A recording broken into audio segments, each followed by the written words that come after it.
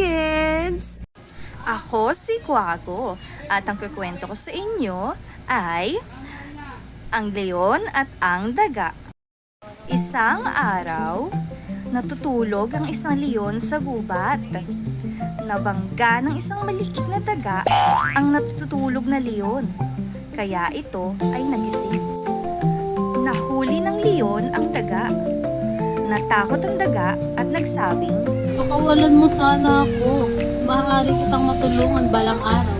tumawa ang leon. Bakit tumawa ang leon?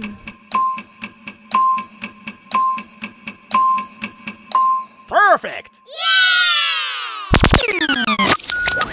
Dahil maliit at mahina ang daga, ngunit pinakawalan din niya ito.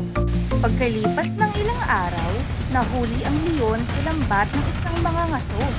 Umungol siya upang humingi ng tulong. Sa tingin mo, sino ang tutulong sa leon?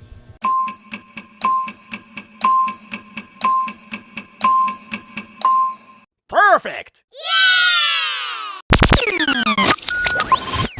Narinig siya ng daga at agad itong tumakbo patungo sa kanya.